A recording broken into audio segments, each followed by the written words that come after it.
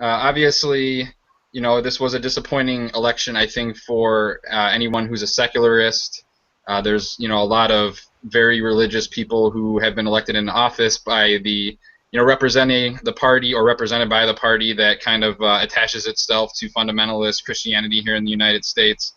But, not totally unexpected given that this was a midterm election, and those kind of tend to keep the other side away for whatever reason, just apathy or whatever reason.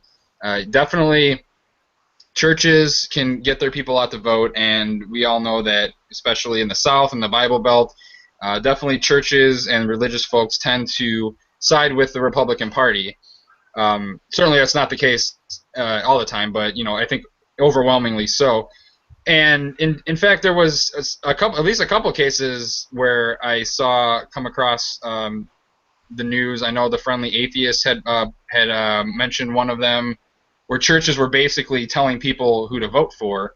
In fact, one of them had one of their members was running for some kind of office, so they basically just handed out a sample ballot with all the candidates that they wanted you to choose highlighted. And this is a problem because churches, they have their tax-exempt status, and in order to have that status, they're not supposed to do any politicking, at least not promoting or endorsing specific candidates. They can do certain things, but there's limits on that. And this isn't anything new, but it seems like they've gotten a lot more brash and open and bold with it, and they're just, they don't even care. They're just like, we're going to do it. So, this is a big issue because people, first of all, it's against the First Amendment really to be doing that, and the IRS should be enforcing this issue really to stop these churches from endorsing candidates or handing out sample ballots to people, because they should not be having tax-exempt status if they're going to do that. So actually, the Freedom from Religion Foundation last year sued the IRS in order to get them to actually enforce these rules. And if churches were going to be doing this stuff, they could lose their tax-exempt status. And it seems like they're still kind of overlooking it or not paying much attention. So we'll see what happens in these instances, because the Freedom from Religion Foundation the court ruling did go in their favor, and basically the IRS said that they would, do a better job of enforcing these rules as far as churches and religious tax-exempt organizations doing this politicking. So we'll see what comes out of that. But we saw that Ben Carson just threw his hat in the ring for 2016 right after this election, so he's kind of the first one out there. And he's somebody who his stance on homosexuality is obviously very much influenced by his Christianity.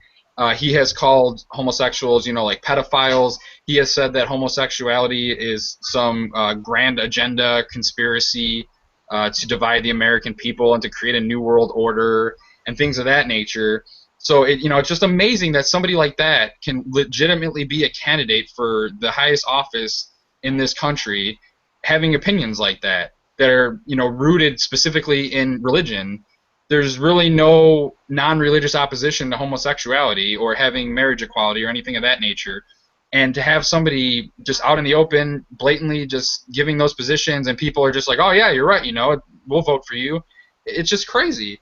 And I saw an article too that, given the Republican takeover of the entire House and the Senate now, they might possibly be electing Ted Cruz to be the chairman of the Science Committee. That's a possibility, which is just insane, because these people, they deny climate change, they deny evolution, and to have somebody like that as the head of your Science Committee is just patently absurd.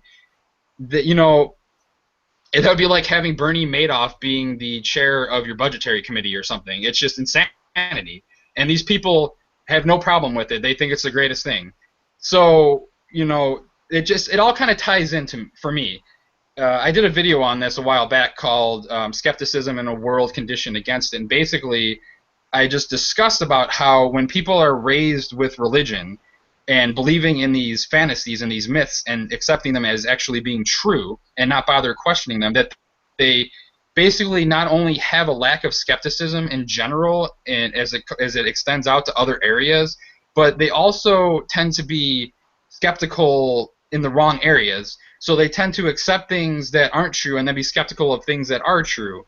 And it's really, I think, a problem. And I think it ties all the way back to religion, people growing up with religion and not bothering to question things that they're taught and just accepting the first thing that they hear.